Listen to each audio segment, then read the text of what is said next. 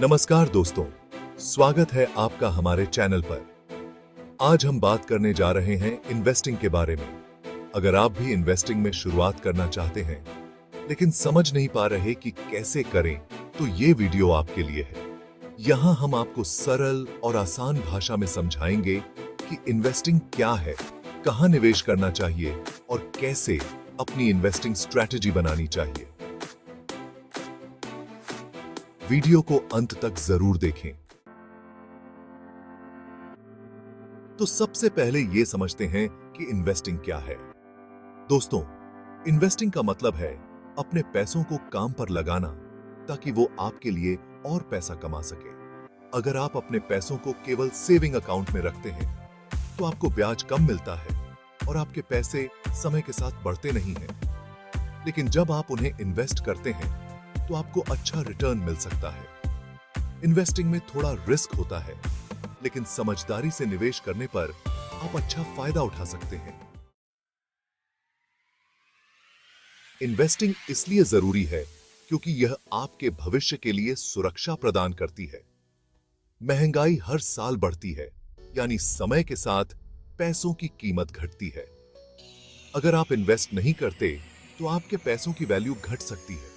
इसके अलावा इन्वेस्टिंग आपके लिए रिटायरमेंट, बच्चों की पढ़ाई, घर खरीदने जैसी लंबी अवधि की जरूरतों के लिए फंड तैयार करता है।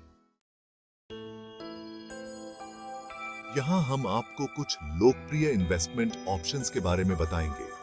पहला है स्टॉक्स, यानी शेयर मार्केट। शेयर मार्केट में इन्वेस्टिंग का मतलब होता है कि आप किसी कंपनी के हिस्सेदार बन जाते हैं।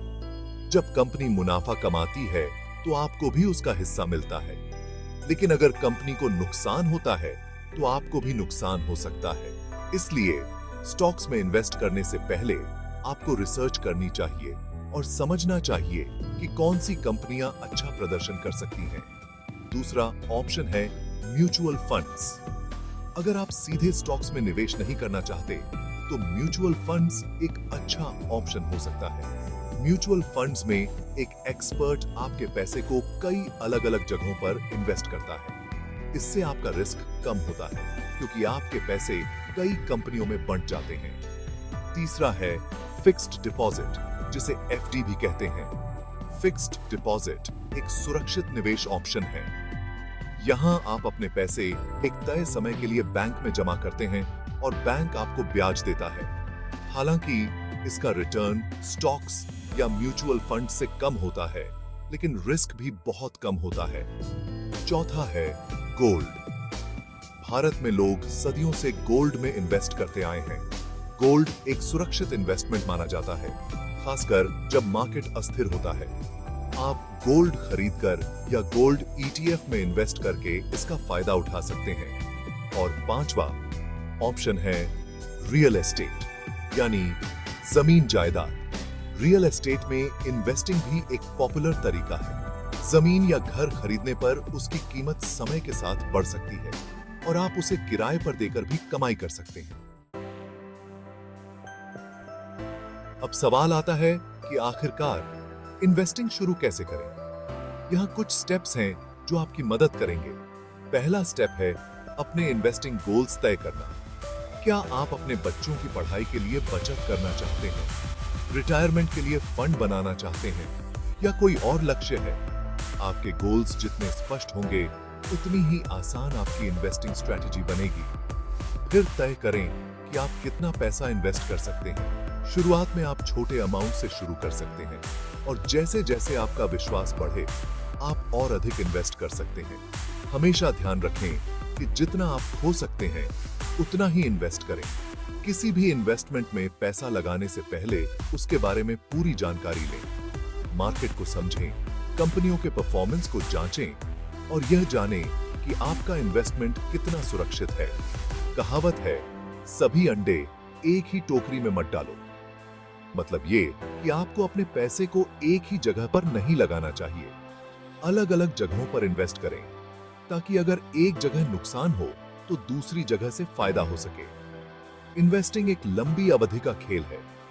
आपको जल्दी पैसा बनाने की कोशिश नहीं करनी चाहिए। समय के साथ आपके पैसे बढ़ते हैं और आपको संयम बनाए रखना चाहिए। इन्वेस्टिंग में नए लोग अक्सर कुछ गलतियां कर बैठते हैं। आइए जानते हैं इनसे कैसे बचा जा सकता है। कई लोग स्टॉक मार्केट को एक शॉर्टकट समझते हैं और जल्दी अमीर बनने की कोशिश करते हैं, लेकिन यह गलत फहमी है। इन्वेस्टिंग में धैर्य और समय लगता है। किसी की सलाह पर बिना रिसर्च किए पैसे लगाना एक बड़ी गलती है। आपको खुद मार्केट को समझना और अपने निवेश का सही निर्णय लेना चाहिए। जैसा कि हमने पहले बताया, डाइवर्सिफिकेशन जरूरी है। अगर आप सब पैसे एक ही जगह इन्वेस्ट करेंगे तो आपका रिस्क बहुत ज्यादा हो जाएगा।